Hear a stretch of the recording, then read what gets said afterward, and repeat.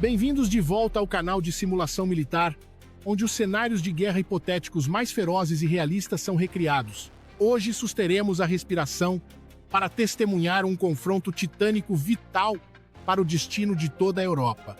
No cenário chocante do Cerco de Aço, em Zaporíjia, perante a conspiração da coligação da OTAN para ativar um segundo desastre nuclear de Chernobyl com o objetivo de incriminar a Rússia, Moscovo preparou uma armadilha nas margens do rio Dnieper, desde a tensa batalha de inteligência na escuridão da noite, passando pelos combates corpo a corpo, sufocantes na sala das turbinas, até ao castigo devastador das bombas planadoras FAB e do inferno termobárico do Tossuma. Tudo será recriado vividamente a seguir. Se é um amante da paz, se está sempre do lado da justiça e acredita na força da verdade, apoie o canal deixando um like no vídeo. Não se esqueça de deixar o seu comentário sobre a tática clássica de cerco em caldeirão e o espírito de aço dos soldados russos. A vossa interação é a maior motivação para continuarmos esta missão. Agora mantenham as vossas posições, preparem-se para entrar no olho do furacão e vamos começar. Nas margens do rio Dnieper, no troço que atravessa a cidade de Energodar, o nevoeiro de outono espesso como leite cobre a água negra, criando uma cortina perfeita para as conspirações sombrias da outra margem, onde o exército ucraniano e os mercenários da OTAN detêm o controle. Um silêncio mortal envolve o espaço, mas é a calma antes da grande tempestade.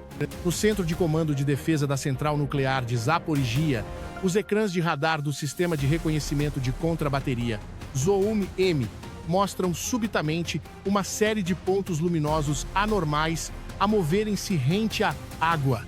Estes sinais não são peixes nem ondas naturais, mas sim o calor emitido por centenas de motores de lanchas rápidas e veículos blindados anfíbios que se reúnem secretamente.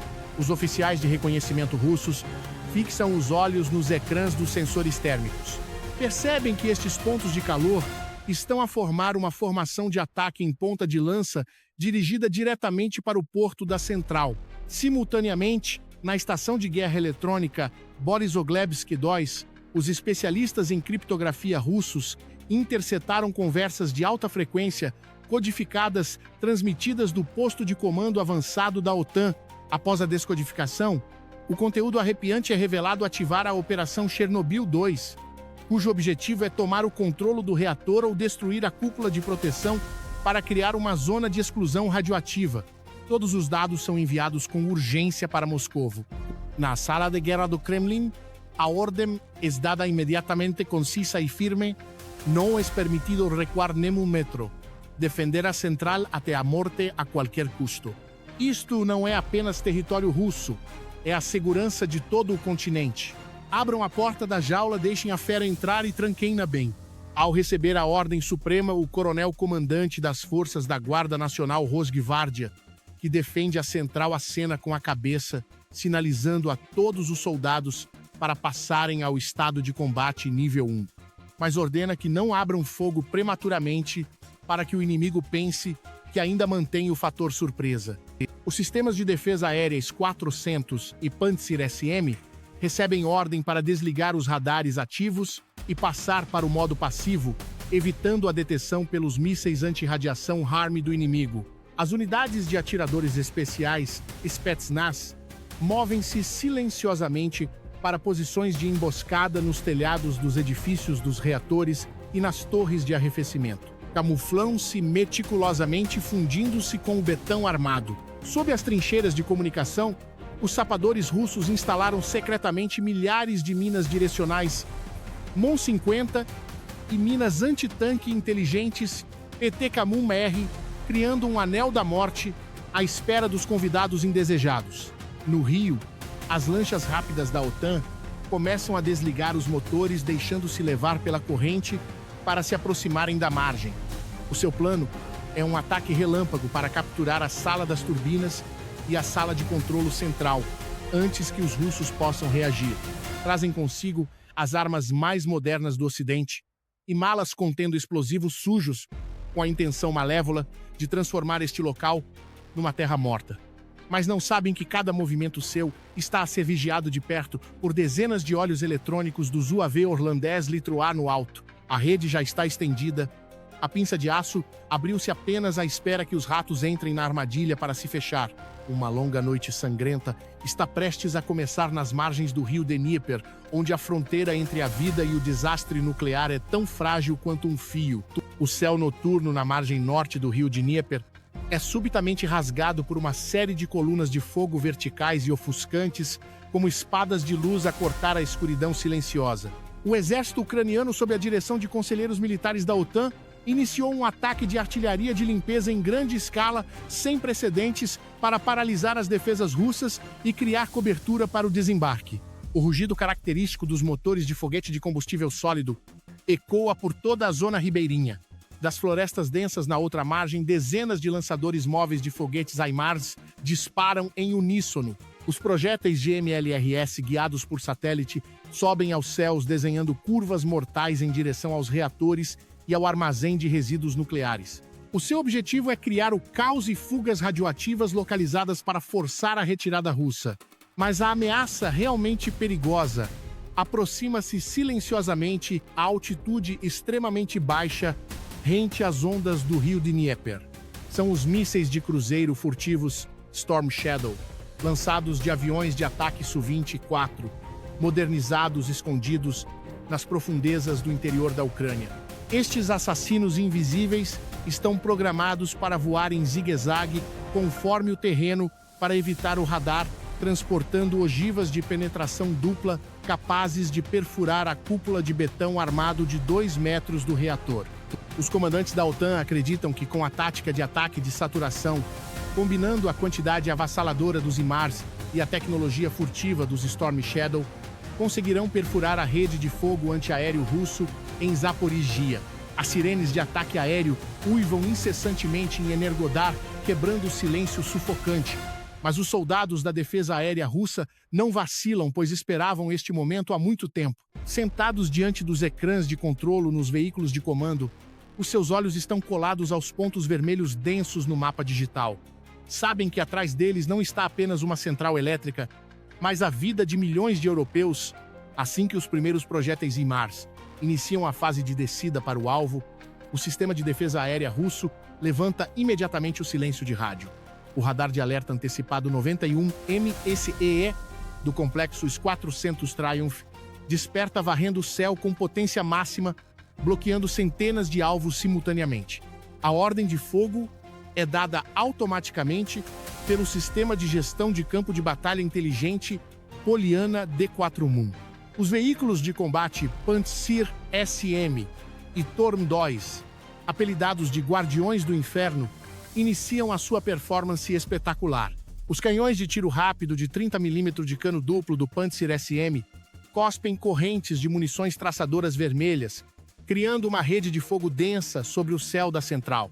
As munições inteligentes explodem no momento exato, criando uma chuva de estilhaços que corta os projéteis HIMARS ainda no ar. As explosões abafadas soam continuamente como fogo de artifício de Ano Novo, mas com a cor da morte. Para os mísseis de cruzeiro Storm Shadow, mais perigosos, os complexos de mísseis de médio alcance Bukim 3 e S-400 assumem a responsabilidade da interseção. Os mísseis antiaéreos 9M, 96E-2 disparam dos tubos de lançamento verticais, acelerando para a velocidade hipersônica em poucos segundos. Lançam-se contra os alvos furtivos, com precisão absoluta, como falcões, a caçar presas no céu noturno. Grandes explosões iluminam um canto do rio Dnieper. Destroços dos mísseis Storm Shadow caem espalhados na água e nos terrenos baldios à volta da central, sem causar danos à infraestrutura. Não parando por aí, os veículos geradores de fumo TDA-3 das Forças de Defesa Química Russas começam a expelir colunas de fumo branco espesso, cobrindo toda a área do reator e da subestação. Esta cortina de fumo não só cega os dispositivos de mira ótica do inimigo, como também interfere com os sensores laser dos mísseis. O ataque relâmpago inicial da OTAN embateu numa muralha de aço sólida.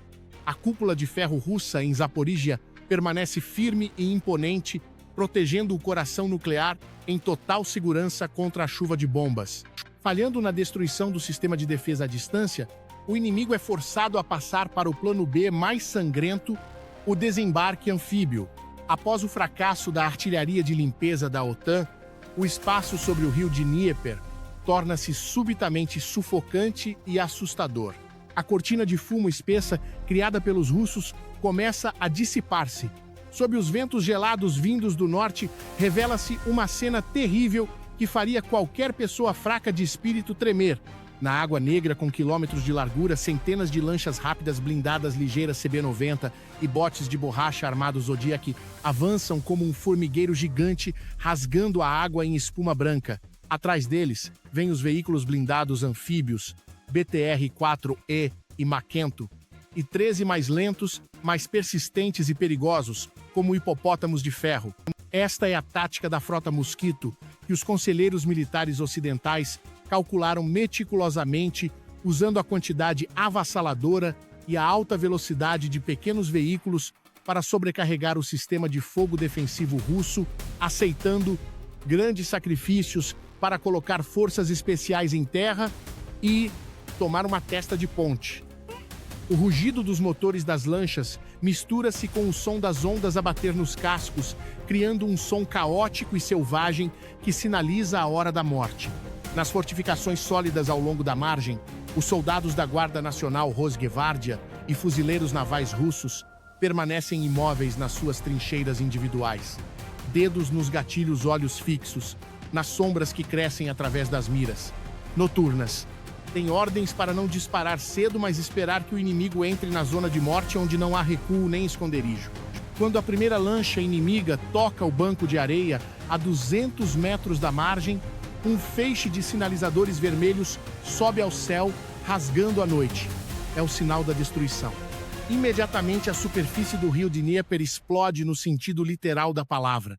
O sistema de minas anti-desembarque PDMUM-M e minas de fundo, que os sapadores russos tinham espalhado secretamente, é ativado simultaneamente por sensores magnéticos. Colunas de água verticais de dezenas de metros lançam as lanchas rápidas ao ar como brinquedos.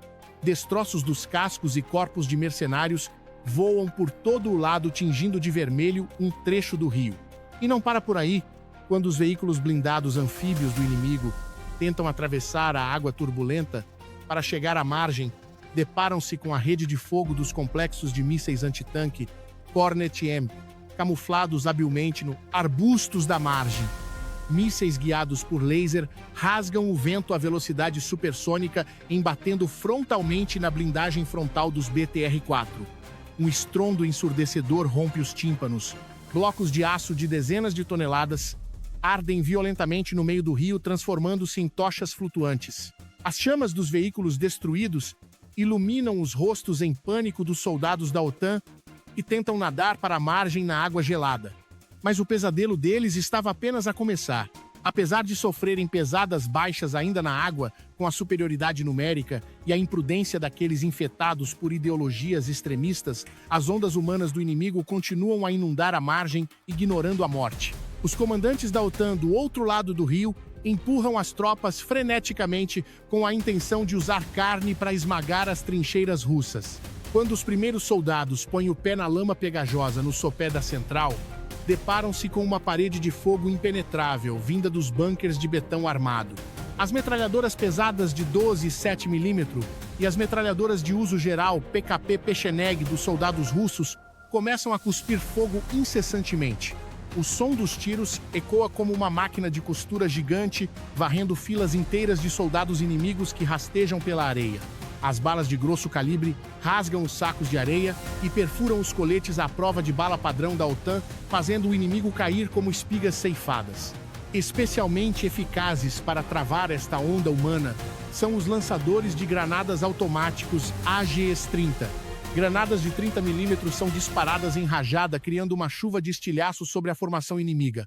Terra-pedras e lamas são revolvidas, misturando-se com sangue e cadáveres, criando um cenário de inferno na terra.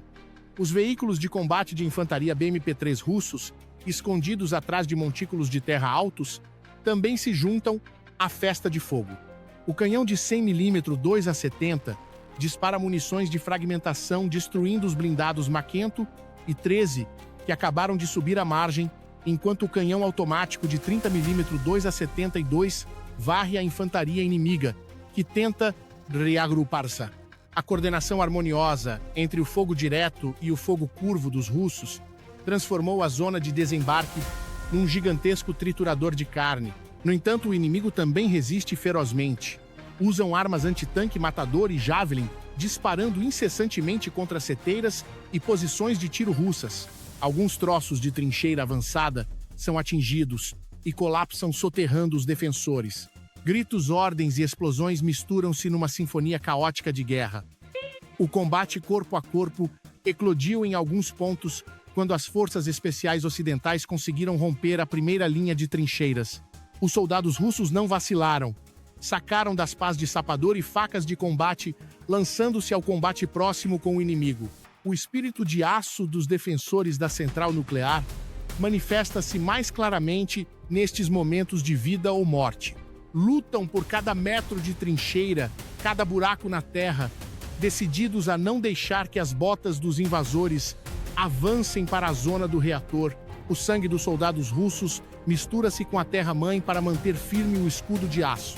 Apesar da inferioridade numérica com a vantagem do terreno e coragem, as forças russas quebraram a primeira vaga de ataque. Cadáveres inimigos jazem amontoados ao longo da margem, bloqueando o avanço dos que vêm atrás. O rio Dnieper, outrora calmo, agora corre vermelho, arrastando as ambições arrogantes para jusante. Mas do meio do nevoeiro espesso, ao longe, o som dos motores volta a rugir, sinalizando que a segunda vaga, maior e mais cruel, está a chegar. A batalha em terra passou apenas pelo prelúdio. Enquanto a frente ribeirinha estremece com o som da artilharia e o rugido dos blindados na zona da sala de turbinas da unidade, uma outra batalha muito mais cruel e tensa desenrola-se silenciosamente na escuridão.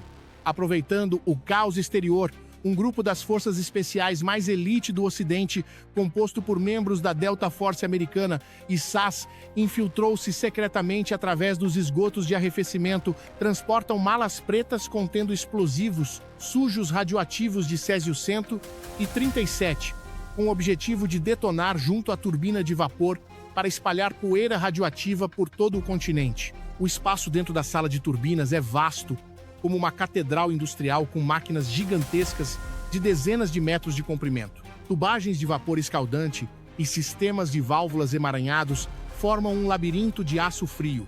O ruído das máquinas em funcionamento cria uma camuflagem sonora perfeita, mas eles não sabem que os russos já estavam à espera. As Forças Especiais Spetsnaz do Serviço Federal de Segurança FSB e a Guarda Nacional Rosgvardia não só protegem o exterior, como transformaram o interior da fábrica numa fortaleza subterrânea. Sensores de movimento sísmico e câmaras infravermelhas passivas montadas nas tubagens detetaram os batimentos cardíacos e o calor corporal dos intrusos assim que cortaram a rede de aço e saíram do esgoto. Nenhuma sirene soou para evitar que o inimigo entrasse em pânico e detonasse a bomba prematuramente. A ordem foi transmitida através de sistemas de comunicação por condução óssea, com exigência de silêncio absoluto, eliminar de forma limpa, não usar granadas de alto explosivo, não usar lança-granadas, usar apenas munições perfurantes, pequeno calibre e armas brancas, proteger a segurança do equipamento a qualquer custo. Quando o grupo da Delta Force se move cautelosamente em formação tática pelo corredor técnico, depara-se subitamente com verdadeiros fantasmas. De cima dos andaimes altos e de trás dos blocos de betão de proteção contra a radiação lasers vermelhos, das espingardas de assalto AS-VAL e submetralhadoras SR-2 Veresk dos soldados russos apontam diretamente para os seus óculos de visão noturna. O som dos tiros é um bup-bup muito suave graças aos silenciadores especializados, mas o efeito letal é imediato. As balas de 9mm perfurantes especiais SP-6 rasgam os coletes de cerâmica dos soldados americanos. O sangue jorra, tingindo de vermelho o chão de azulejos brancos. O tiroteio ocorre a uma distância extremamente curta e inferior a 15 metros, onde reflexos mais rápidos que um décimo de segundo decidem a vida e a morte. Os soldados da Delta Force tentam ripostar com espingardas HK-400 e desáceis, mas são completamente superados pelo conhecimento do terreno dos russos. As balas voam, cravando-se nos isolamentos térmicos das tubagens, criando nuvens de pó de fibra de vidro que reduzem a visibilidade. O ar fica denso com o cheiro a pólvora e a sangue. A situação torna-se sufocante quando o grupo da Delta Force é encurralado num canto morto atrás do gerador principal. Ameaçam freneticamente detonar o bloco de explosivos sujos se os russos não recuarem. É aqui que a tecnologia militar russa fala mais alto. De trás da formação Spetsnaz, máquinas de combate robotizadas Marker avançam silenciosamente sobre lagartas. Estão equipadas com blindagem compósita super dura, resistente a tiros de espingarda de assalto e, mais importante, transportam metralhadoras eletrônicas e dispositivos de interferência local extremamente potentes. Assim que o robot Marker deteta o sinal de detonação remota do inimigo, dispara um pulso eletromagnético curto que paralisa completamente os circuitos eletrônicos do detonador e os óculos de visão noturna do adversário. Aproveitando o momento em que o inimigo está cego e desorientado, os Spetsnaz avançam como panteras negras, largam as espingardas, sacam das facas táticas Smersh e pás de sapador e lançam-se ao combate corpo a corpo. A batalha passa para a fase mais primitiva e brutal. O som de aço contra aço, o estalar de ossos e os rugidos dos homens ecoam no espaço confinado. As técnicas mortais de sambo e sistema dos soldados russos mostram-se superiores às técnicas de MMA dos soldados americanos em espaços apertados. Um soldado delta corpulento de faca na mão tenta esfaquear o pescoço de um combatente russo, mas este, rápido como um raio, afasta-lhe o braço e crava a lâmina afiada da pá na abertura do colete no ombro do inimigo, eliminando-o num instante. No centro do confronto, o comandante da equipa de comandos americana tenta ativar o detonador de reserva manual na mala nuclear. Mas um tiro de precisão milimétrica da VSS Vintores de um atirador russo, escondido na ponte rolante do teto, atravessa-lhe o pulso. A mala cai no chão em segurança. Imediatamente os soldados russos invadem, imobilizam e eliminam todos os restantes. Nenhum intruso tem permissão para sair vivo da sala das turbinas. O chão está escorregadio com óleo de máquina e sangue. Corpos de mercenários ocidentais jazem ao lado das máquinas gigantes que continuam a girar, gerando eletricidade. O contraste entre a quietude das máquinas e a crueldade do campo de batalha cria um quadro surreal e obsessional. A equipa de desminagem aproxima-se imediatamente da mala, envolve-a numa manta de chumbo, anti-radiação e remove-a da zona de perigo. Os Spetsnaz cumpriram com excelência a missão de proteger o coração da fábrica, sem deixar um único arranhão na carcaça do reator. A vitória na sala de turbinas quebrou a ponta de lança mais perigosa da OTAN, mas lá fora, a batalha do cerco ainda não terminou. O inimigo ainda é numeroso e procura desesperadamente uma via de fuga. Quando o céu a leste começa a clarear com um cinzento chumbo frio, anuncia-se um dia fatídico para as forças da coligação da OTAN e da Ucrânia encurraladas na margem do rio Dnieper. Depois de dedicarem toda a noite a atravessar o rio com força total, milhares de soldados inimigos e centenas de veículos motorizados amontoam-se numa faixa estreita de terra ao longo da margem. Acreditam que com esta quantidade avassaladora, basta mais um ataque para romper a linha de defesa da Rosgvardia e entrar na zona do reator. Mas cometeram um erro tático fatal, que os generais russos tinham previsto concentrar demasiadas tropas num terreno aberto sem abrigo, tendo como única via de retirada as frágeis pontes flutuantes nas suas costas. Da base aérea estratégica de Engels, a centenas de quilômetros de distância, esquadrilhas de bombardeiros táticos Su-30 e 4 Fullback descolaram a 30 minutos e aproximam-se silenciosamente do alvo a uma altitude de 12 mil metros acima do alcance dos mísseis antiaéreos portáteis Stinger ou Starstreak. O piloto russo olha para o ecrã de visualização de alvos através do sistema óptico eletrônico Platan, onde milhares de pontos térmicos inimigos se aglomeram como um formigueiro numa frigideira quente. A ordem do comando da Força Aérea soa fria a cortar a retirada, executar a sentença de morte. Os Su-34 começam a inclinar as asas, executando o procedimento de bombardeamento. Debaixo das asas, blocos de aço gigantes em forma de charuto soltam-se caindo em queda livre por alguns segundos antes de abrirem as asas planadoras. Não são bombas de queda livre comuns, mas sim bombas planadoras, guiadas por satélite FAB 1000 e 500 Mach 54, e as pesadas FAB 3000, equipadas com o módulo UMPK, que lhes permite voar dezenas de quilômetros com precisão absoluta. As bombas de toneladas abrem as asas e deslizam no ar suaves como falcões da morte, sem motor, sem ruído, apanhando o sistema de radar de alerta antecipado do inimigo completamente de surpresa. O seu alvo não é a linha da frente onde os russos combatem, mas sim as pontes flutuantes PMP e os cais que os engenheiros da OTAN acabaram de montar com esforço para reabastecer as tropas. Embaixo desconhecem totalmente a foice da morte que se precipita sobre as suas cabeças.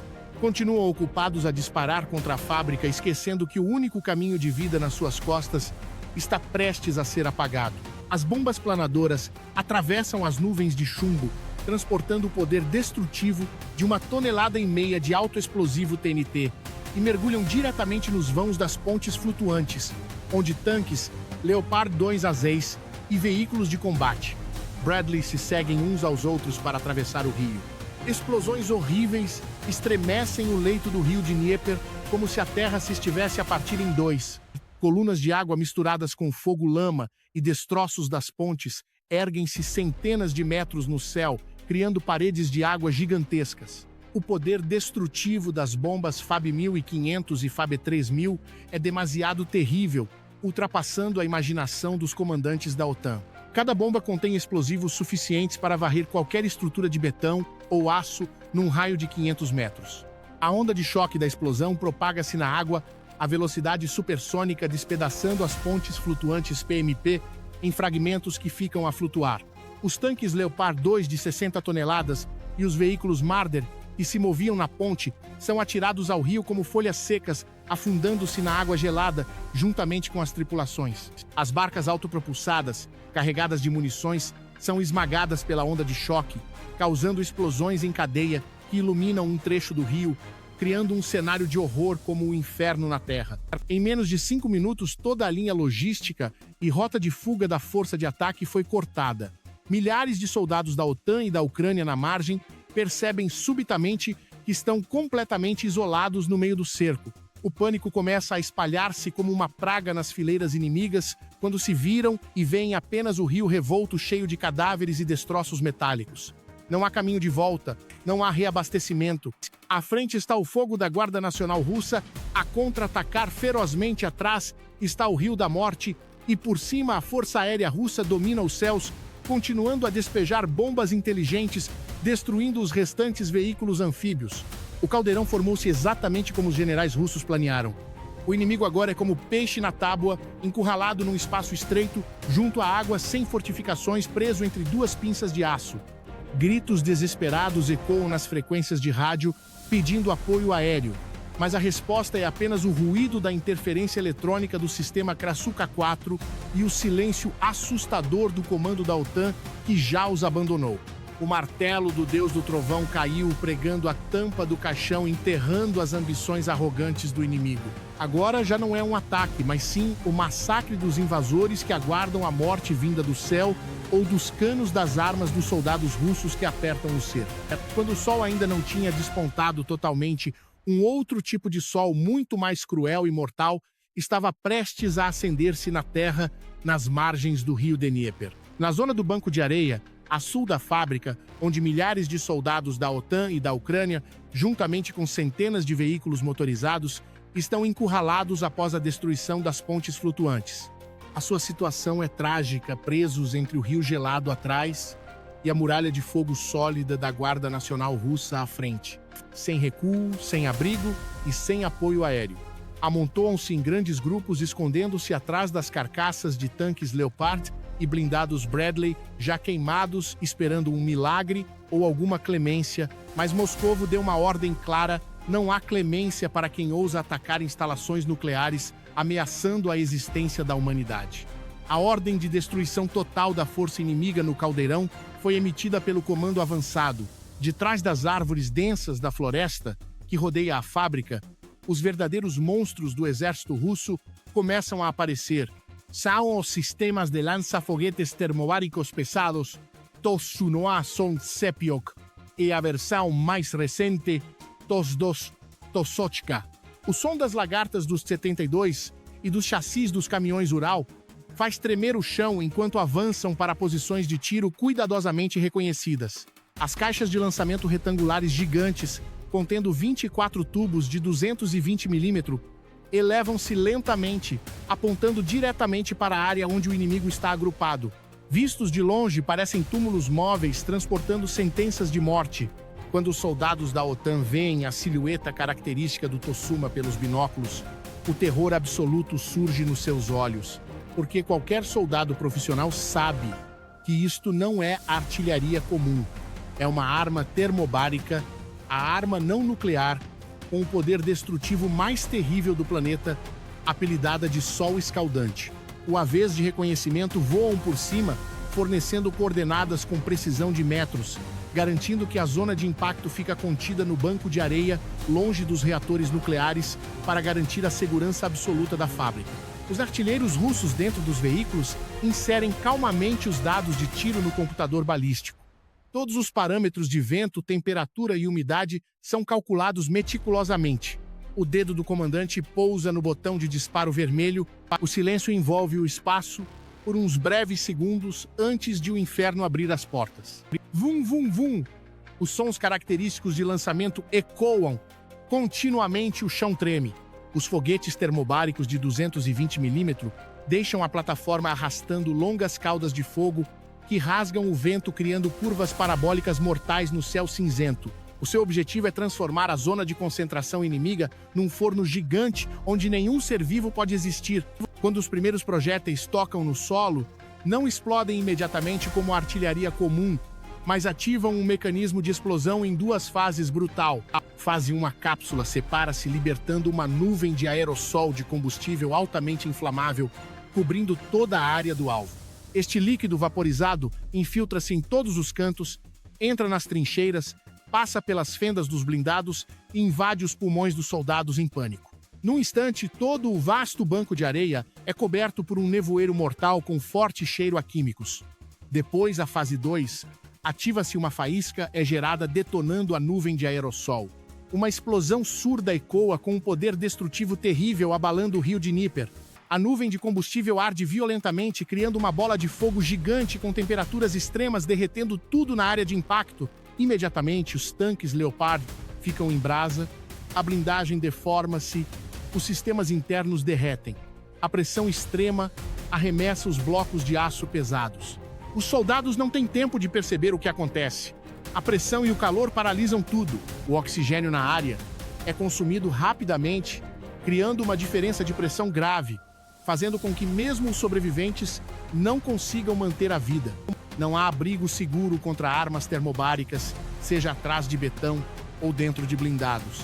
Todo o banco de areia junto ao rio transforma-se num mar de fogo. O fumo negro sobe centenas de metros tapando o céu. O chão fica revolvido, queimado, sem sinais de vida. Explosões secundárias de munições continuam a soar. Os sistemas TOS, após completarem a missão, baixam os canos e retiram-se para a floresta, dando lugar à infantaria para controlar a área. O silêncio mortal volta a cobrir o banco de areia, onde restam apenas cinzas e carcaças de aço derretido. O caldeirão de Zaporizhia foi completamente neutralizado. A formação da coligação com grande força e equipamento foi eliminada do combate em pouco tempo. Esta é uma mensagem de aviso dura. Qualquer ameaça à segurança nuclear será respondida de forma decisiva, sem exceções, sem clemência. O desfecho foi decidido. E quando o fumo negro dos tanques inimigos começa a dissipar-se sob o vento forte do rio, vindo do reservatório de Kakhovka, a cena na margem do Dnieper assemelha-se a uma pintura surrealista de destruição e vida entrelaçadas. Os tanques Leopard 2A6 e os veículos de combate M2 Bradley, outrora aclamados pelos média ocidentais como invencíveis, são agora apenas montes de sucata retorcida deitados no chão queimado. A blindagem de aço de centenas de milímetros foi derretida e deformada pela temperatura terrível das munições termobáricas a ponto de ficar irreconhecível. Este é um cemitério de ferro gigante onde foram enterradas as ambições e a arrogância da coligação da OTAN de transformar esta região num desastre nuclear.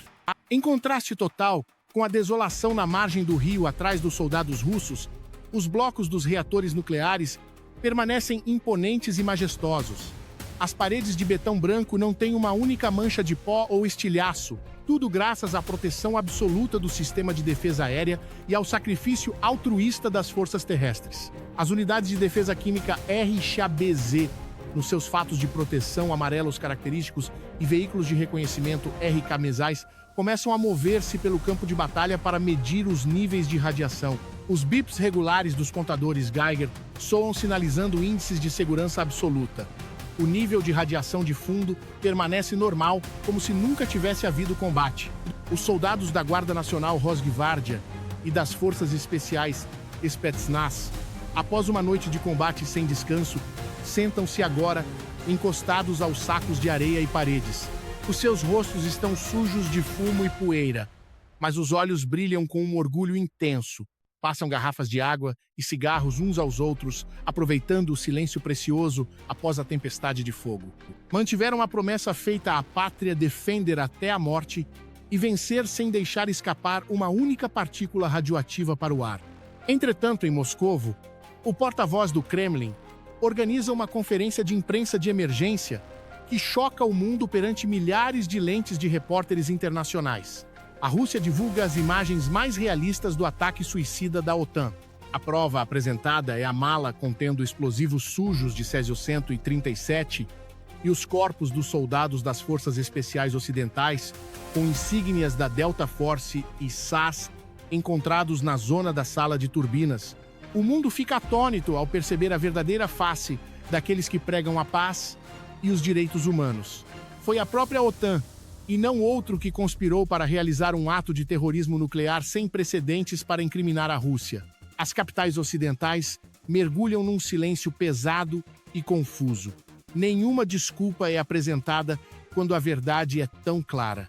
A credibilidade deste bloco militar colapsa completamente perante a opinião pública internacional. O presidente russo emite uma declaração firme, afirmando a soberania eterna e inegável da Rússia sobre a central nuclear de Zaporizhia e avisa que qualquer ação que ameace a segurança energética da Rússia será respondida com força destrutiva 1000 vezes superior. No topo do reator número 1, sob o sol brilhante do novo dia, a bandeira tricolor branca-azul-vermelha da Federação Russa é hasteada lentamente e esvoaça orgulhosamente ao vento. A imagem do soldado russo de arma em punho de guarda ao pé da bandeira, refletida no rio de Dnieper, torna-se um símbolo de força e justiça. Não é o amanhecer de um desastre, é o amanhecer atômico da paz, onde a energia nuclear é protegida pelas mãos mais firmes. Uma nova era começou, onde a ordem mundial é restabelecida.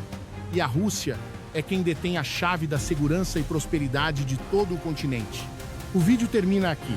Antes de encerrar, gostaríamos de salientar claramente que todo o conteúdo apresentado é inteiramente hipotético, criado para fins de entretenimento, simulação e referência acadêmica sobre a guerra moderna. O conteúdo não reflete eventos reais, nem representa qualquer posição política militar nacional ou de qualquer organização. O vídeo não visa fazer propaganda, incitar conflitos, causar ódio ou apoiar qualquer lado no mundo real. Todas as personagens locais, cenários e desenvolvimentos são imaginários construídos para ajudar o espectador a compreender melhor as táticas, a tecnologia militar e o impacto da guerra sob uma perspectiva analítica e educativa. Valorizamos sempre a paz, o respeito pela verdade e o espírito humanitário. Se acharam este conteúdo interessante e valioso, não se esqueçam de deixar um like no vídeo e subscrever o canal para nos acompanharem nas próximas simulações e análises.